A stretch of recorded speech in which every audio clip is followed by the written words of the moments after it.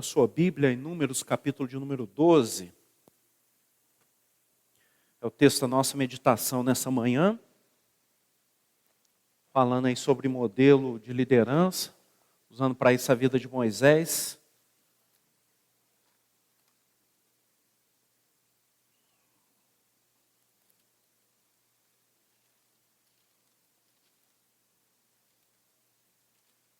Números, capítulo 12. Ainda que assentados, leremos de forma responsiva.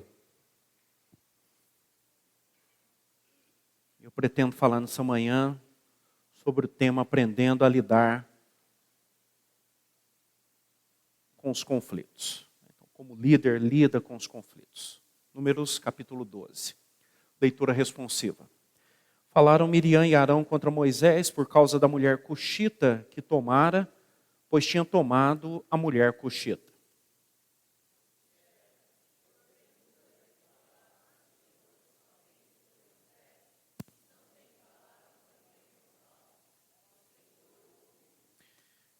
Era o varão Moisés muito manso, mais do que todos os homens que havia sobre a terra.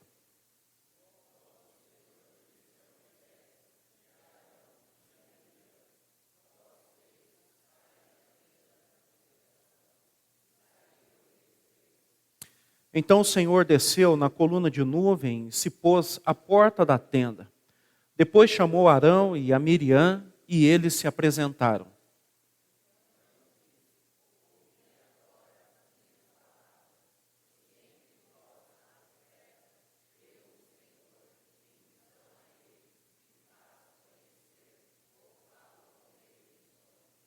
Não é assim com o meu servo Moisés, que é fiel em toda a minha casa?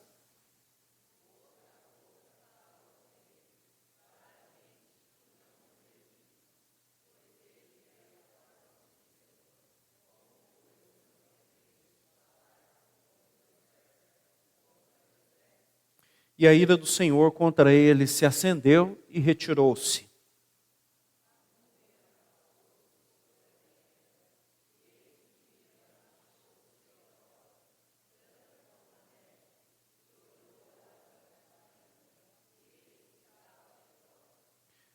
Então disse Arão a Moisés: Ai, Senhor meu, não ponhas, te rogo, sobre nós este pecado, pois loucamente procedemos e pecamos.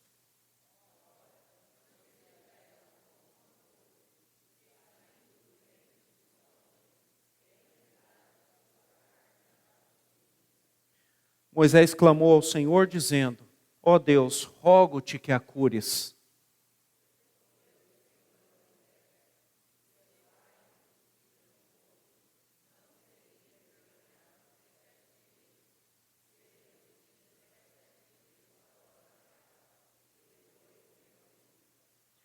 Assim Miriam foi detida fora do arraial por 7 dias, e o povo não partiu enquanto Miriam não foi recolhida.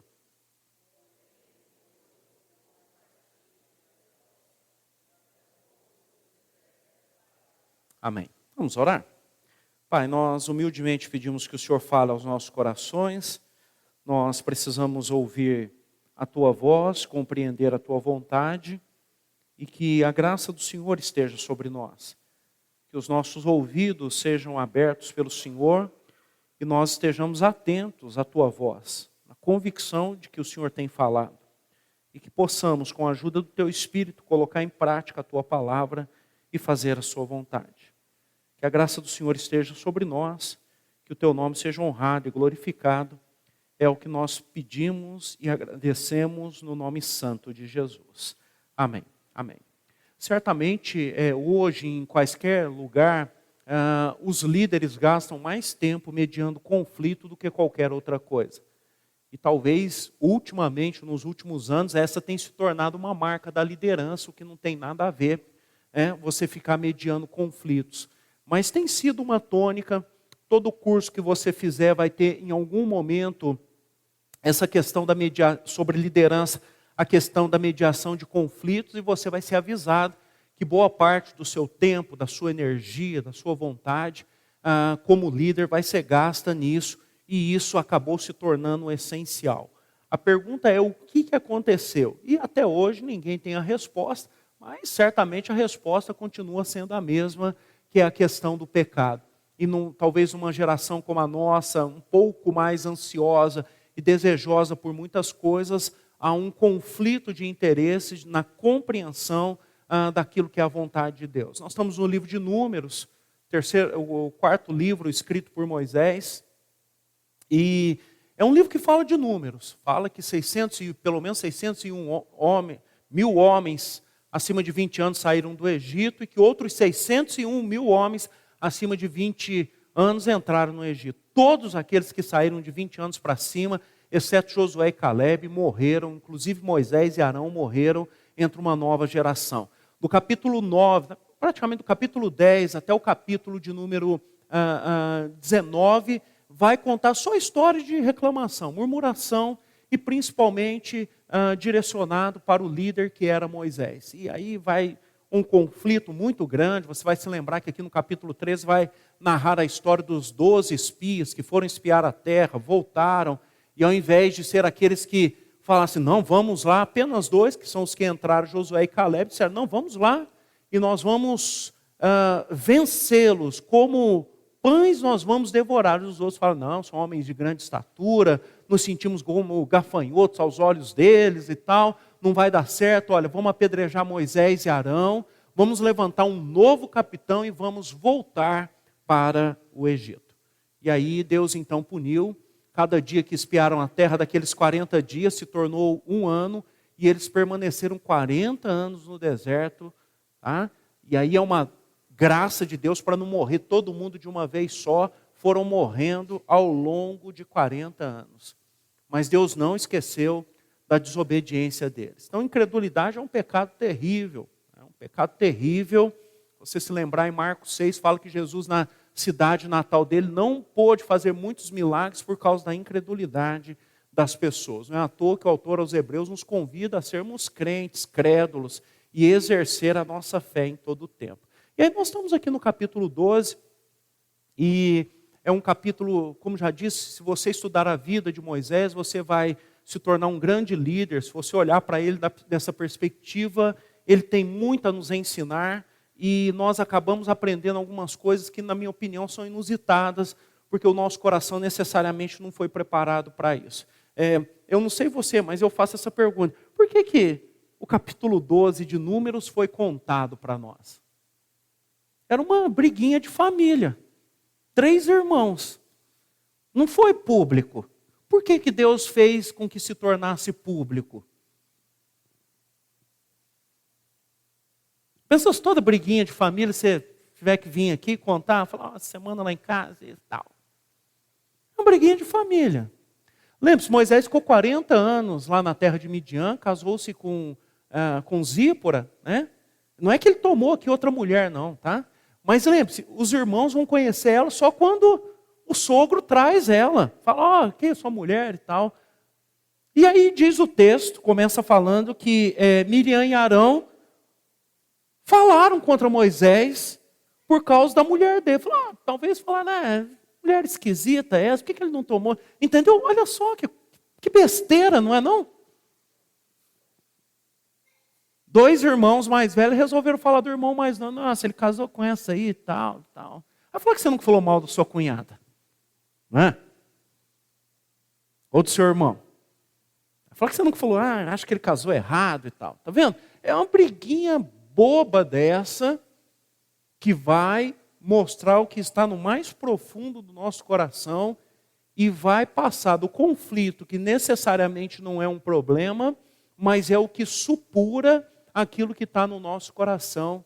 E aqui a gente tem condição de aprender por que o conflito ele é tão perigoso para nós, porque ele deixa de sair desse conflito, só uma discordância. Sabe por que ele tomou essa mulher para coisas maiores? Tá? Então, primeiro eu queria dizer que o conflito ele é inevitável. Mas na sua inevitabilidade, ele demonstra o que está no mais profundo do nosso coração. É só você ler o texto. Fala, falaram, verso 1, Miriam e Arão contra Moisés por causa da mulher cuxita que tomara, pois tomara a mulher cuxita. Discordaram do casamento dele. Mas vejam o verso 2. Não tem nada a ver, né? Você está discutindo por que ele tomou a mulher. Aí diz assim, e disseram, Arão e Miriam, porventura tem falado o Senhor somente por Moisés? Não tem falado também por nós? E aí diz assim, o Senhor o ouviu. Percebe que todo conflito é neutro? Necessariamente não tem problema nenhum. O problema é depois do conflito. A discordância dele ter tomado uma mulher virou um outro problema. Fala assim, por que Moisés é o líder? Por que ele é que está à frente? Deus só fala através dele? Talvez eles poderiam ter dito, ele é melhor do que nós? Gente, briguinha de família, tá? O povo não está sabendo nada disso. Está só entre eles. E agora penso eu que Moisés não está nem presente. Só está Miriam e Arão questionando a liderança dele. E aí o texto faz essa afirmação assim, e Deus o ouviu. Porque Deus sempre ouve. Então deve ser, e é certeza, né? Não é deve. Quando eu falo mal do presidente, Deus ouve. Quando eu falo mal do governador, Deus ouve. Quando eu falo mal do meu pastor, Deus ouve. Quando eu falo mal do meu professor, Deus ouve. Quando eu falo mal do meu chefe, Deus ouve. Está sempre ouvindo. Porque o questionamento não é com Moisés. É isso que a Bíblia está tentando nos ensinar. Quando eu questiono, eu vou direto na fonte, que é Deus. E aí eu crio um problema. Por isso que toda reclamação, toda crítica, velada ou não, no fundo nós estamos questionando quem é o dono e quem tomou a decisão. A menos que a gente diga que nós somos líderes postos pelas pessoas ou por quem quer que seja e não por Deus. Nós partimos do pressuposto básico que Deus é que decide todas as coisas, Ele controla todas as coisas e conduz todas as coisas. Então, quando você fala mal do seu esposo como líder, Deus está ouvindo também. Ou quando você fala mal do seu pai, da sua mãe, como os líderes da casa, Deus está ouvindo também. E percebam, é uma historinha boba. 2 irmãos mais velhos estão falando do irmão mais novo, que casou com a mulher, e eles talvez acharam assim, ele casou errado. O início do conflito é uma questão de um questionamento. E você não tem como definir pelo seu irmão, sua irmã, ou seu filho, sua filha, com quem ele vai casar. Mas disso já passou para algo mais sério. Por que ele é o líder? Por que ele é o líder? Então entendam, todo conflito, na minha opinião, continua sendo neutro. Mas o conflito supura algo que está por trás do seu coração. Eu sou pastor presbiteriano. Se eu falar mal da minha denominação, existe algum indicativo aqui dentro do meu coração. Ok? É isso que Deus está querendo dizer. Se eu falo mal da minha igreja, existe algum indicativo aqui no meu coração que eu deveria sondar. É isso que Deus está falando. É por isso que o conflito ele é neutro, mas o segundo passo, que é abrir o coração, aí é uma caixa de ferramentas ruins, de coisas que na maioria das vezes não nos ajudam, só nos atrapalham. Eu volto a repetir, isso aqui foi uma coisa velada, não é público, ninguém saberia se Deus não quisesse ensinar todo mundo lá naquele dia e hoje aqui, depois de muitos anos, talvez 4.000 anos depois. Era uma questão familiar, que você fala, gente, tem nada a ver, é uma briguinha boba, todo mundo dá pitaco na vida do outro, ainda mais no Brasil, ainda mais na nossa cultura. A ênfase do texto é assim, Deus o ouviu. Ouviu que eles fizeram 2 perguntas. Peraí, Deus tem falado só através de Moisés, não fala através de nós? E aí então entra o segundo ponto, que é fundamental quando você está num conflito. Não se preocupe com a sua reputação. E é o que geralmente todos nós estamos preocupados. Diz assim, verso 3. Era o varão Moisés muito manso, mais do que todos os homens que havia sobre a terra. Não diz o texto que Moisés falou absolutamente nada assim. Miriam, para de dar palpite na minha vida. Arão, você casou com quem você quis. Qual é o problema de eu ter casado com ela? Você sabia que eu estava fugindo do Egito? Eu parei lá no poço, dei água para as ovelhas. Elas cuidavam lá das ovelhas do pai. Aí fiquei lá no poço. Elas voltaram para a casa dela, o pai mandou me chamar. Aí o pai falou, você não quer morar aqui comigo? E me deu ela como esposa. Eu estava lá naquele deserto, eu ia fazer o quê? Eu ia não aceitá-la? Não diz o texto que Moisés explicou essas coisas. Mas se fosse eu e você, nós explicaríamos. Explicaríamos ou não explicaríamos? Porque nós nos preocupamos com a nossa reputação. Todos nós que estamos aqui nessa manhã nos preocupamos assim, o que estão falando de mim? E geralmente não é coisa boa, né? Mas a gente tem essa preocupação. O que estão falando de mim? Enquanto você, como líder, estiver preocupado com o que estão falando de você, você não vai conseguir liderar o povo de Deus. Eu volto a repetir aqui, era o varão Moisés muito manso. Porque se Moisés parte para cima do seu irmão e da sua irmã, todo mundo concordaria com ele. Todo mundo diria, ele está certo. Quem são eles para falar isso dele? Foi ele que orou e o mar vermelho abriu. Foi ele que falou e a rocha deu água. É ele que julga todo mundo. Ele é que recebeu um chamado especial de Deus. Eu nunca vi uma sarça pegando fogo e não se consumindo. E Moisés poderia usar todo esse arcabouço para ser a sua justificativa daquilo que ele queria. Mas é o que eu volto a dizer para vocês. Alguma coisa que no texto vai nos informando de que precisa haver uma mudança. Você não pode se preocupar com a sua reputação. Tem alguém que se preocupa com ela, mas não deve ser você. Então, percebam que Moisés tem a atitude de Cristo. Quais são os adjetivos para Jesus? Endemoniado, certo? Ele faz isso pelo poder de Beelzebu. Cachaceiro, ele é um beberrão. Comilão, né? Ele é um beberrão e um glutão, vive aí nas festas comendo, bebendo. Esses eram os adjetivos usados para Jesus. Mas as pessoas que tiveram um encontro com Jesus e Jesus mudou a vida deles, falavam, vocês não sabem quem ele é. Vocês têm dúvida de que ele abriu meus olhos e de onde ele veio? Ele só pode ter vindo de Deus. Então Moisés agora, com mais de 80 anos, ele tem consciência de quem ele é. Já falei sobre isso no sermão há 2 semanas atrás, quando eu falei sobre o menino, o homem e o líder. Moisés tem consciência do que ele é. Ele não precisa defender a reputação dele. Ele não precisa fazer os seus discursos diante do povo para dizer que ele é melhor do que ninguém. Ou para dizer que ele tem um chamado especial. Ou para dizer, em momento algum do texto, e ao longo de todo o livro de Números, em momento algum Moisés fala assim, Deus me escolheu para ser o líder. Vocês são duros de coração. Vocês não estão com nada. Eu fui escolhido. Vocês deveriam pensar nisso. E outra coisa, lá quando vocês pecaram o bezerro de ouro, Deus falou para mim, quer que eu mate todo mundo e comece um povo a partir de você? E eu orei por vocês ao invés de falar para vocês morrer. Se fôssemos nós, diríamos todas essas coisas para as pessoas. Ok? Ou se fôssemos nós, diríamos assim, eu nem concordo muito com essa denominação mesmo. Você vê, a gente que é pastor circula mais pelos concílios, né?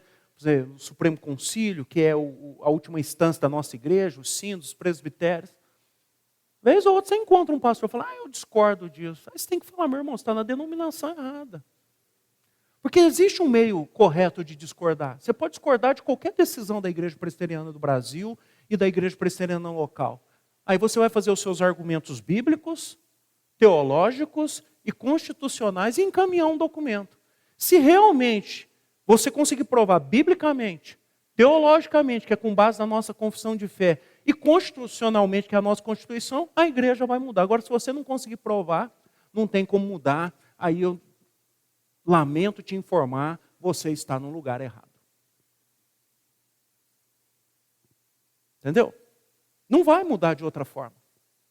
Existe o princípio. É o que Moisés poderia falar aqui. Falar, não, gente, a partir de agora vai ser o seguinte. Vou falar, Arão vai falar, Miriam vai falar. Vamos arrumar mais alguns aqui. Vamos falar todo mundo. Vamos fazer do jeito que nós achamos melhor. Tem jeito? Não tem. Por isso que quando você vai se tornar membro de uma igreja, toda igreja aqui faz a mesma coisa. Te explica quais são os princípios dessa igreja. Para que você mensure isso, pense se você aceita ou não. Agora, aceitar para depois, vamos falar, às vezes você sai de um Supremo Concílio, muitos pastores, por exemplo, falam, essa decisão eu não vou cumprir. Acabou. Sim, a gente orou antes, tá? Pediu a direção do Espírito Santo de Deus para tomar aquela decisão. Mas a decisão não foi a que me agrada, eu saí de lá e falei, eu não vou cumprir isso aqui. Peraí, então que oração é essa? Então eu só entendo que é a ação do Espírito Santo de Deus, quando concordam comigo? Eu não gosto de concílios. É a nossa forma de governo. Não tem outra. Para você ver, eu não sou pastor aqui sozinho. Eu sou pastor junto com um conselho. Com 2 pastores, no nosso caso, e com 6 presbíteros. Não é o que eu falo, não é o que eu quero. É o que nós decidimos. Eu posso ganhar ou perder numa proposta que eu faço. Mas a decisão final é a decisão do conselho. Aí eu não posso chegar aqui com a cara amarrada e falar, então, entendeu? Eles decidiram lá, eu era contra, mas não existe isso. Ou então, nós temos dúvida do que de fato é o nosso conceito aí de forma de governo. E eu entendo que é bíblico, e se você quiser ler, está em Atos capítulo 15, que é quando o Concílio de Jerusalém se reúne para tomar uma decisão ali numa questão difícil do que se exigiria daqueles que são gentios. Então, assim, pare de se preocupar com a sua reputação. Agora, se as pessoas estão falando que você é mentiroso e você realmente é, muda de vida. Se as pessoas estão falando que você é brigão e você realmente é, para com isso. Se você está naquela ainda de apontar o dedo na cara das pessoas e falar, não, eu sou o pastor, eu sou o presbítero, eu sou o professor, aqui quem manda é eu, a classe é minha, ou isso é aquilo, tem que mudar de vida, irmãos. Isso não é correto. Aqui, o único que é dono é Jesus Cristo, mais ninguém.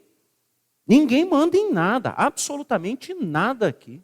Ninguém tem nada aqui, a não ser Jesus. Agora, se você disser que você tem alguma coisa aqui, então você está concorrendo com o próprio Senhor. E aí, você é muito corajoso, mas vai dar errado.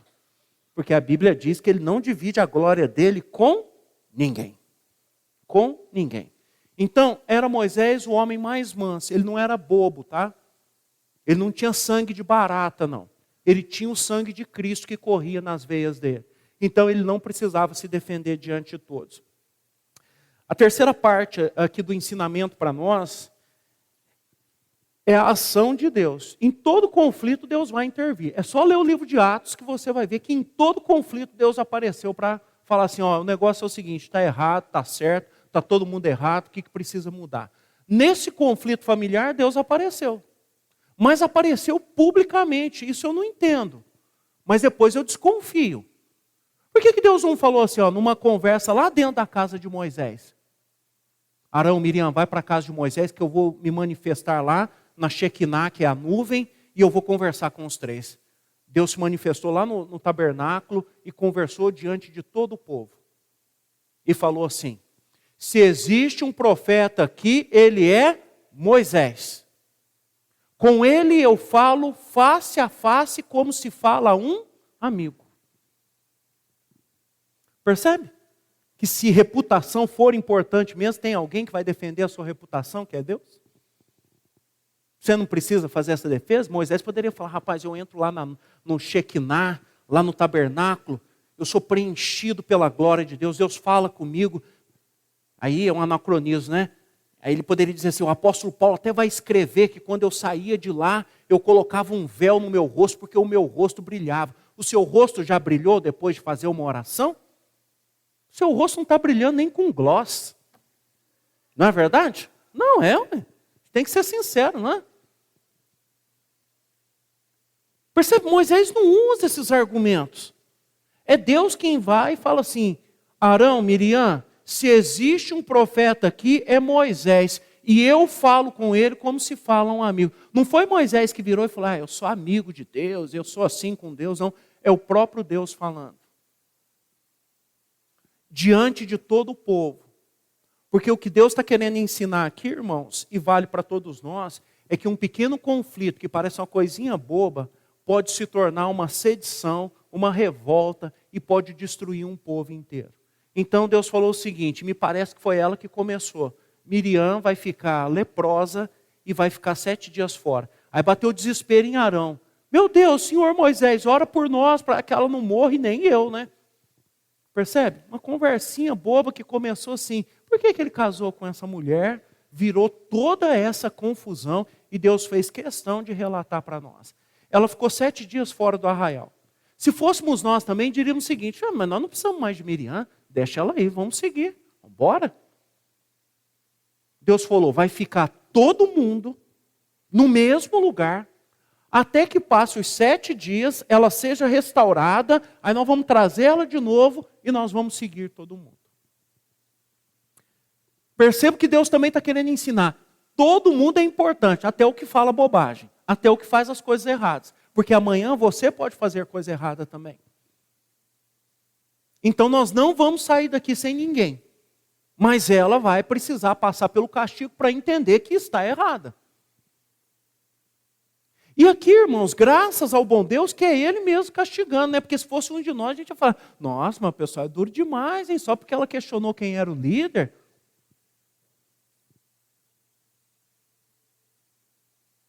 Mas aí eu também queria ser, irmãos. Se você quer ser o líder, a porta está aberta. A maioria de nós foge ao chamado de liderança, mas a porta está aberta. Se fosse tão fácil, todo mundo queria. Mas a porta está aberta, Deus continua chamando homens, nós estamos aí num processo de eleição de oficiais, Deus continua chamando.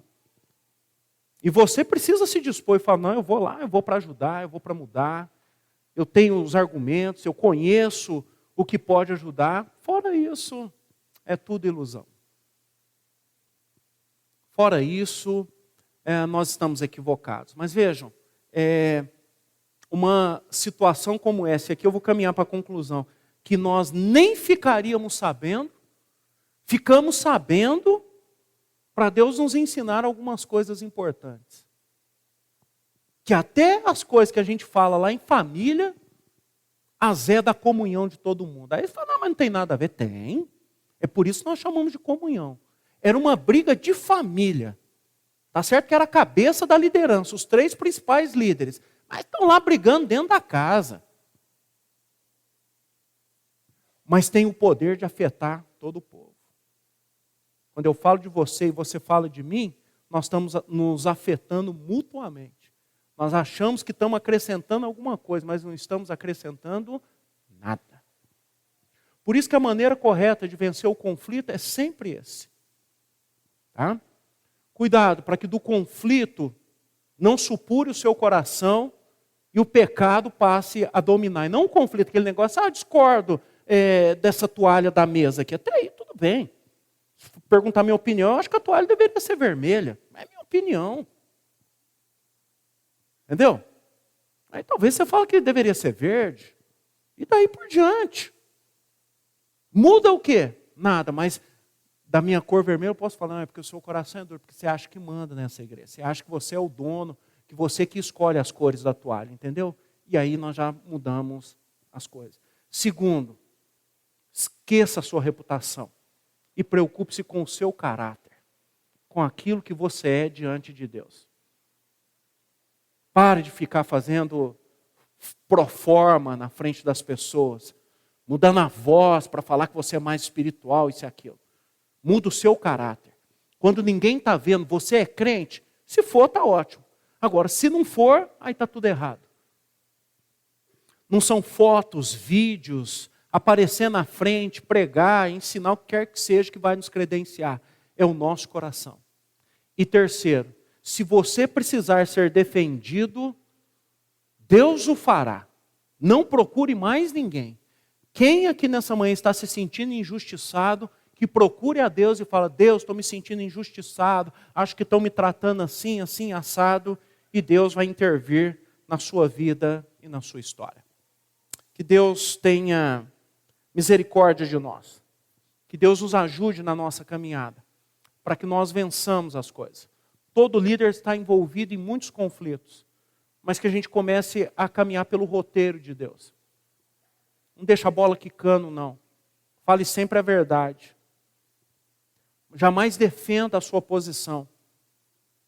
Entenda que Deus está no controle de tudo. Agora, quando falamos dos nossos líderes, sejam eles civis ou religiosos, nada muda.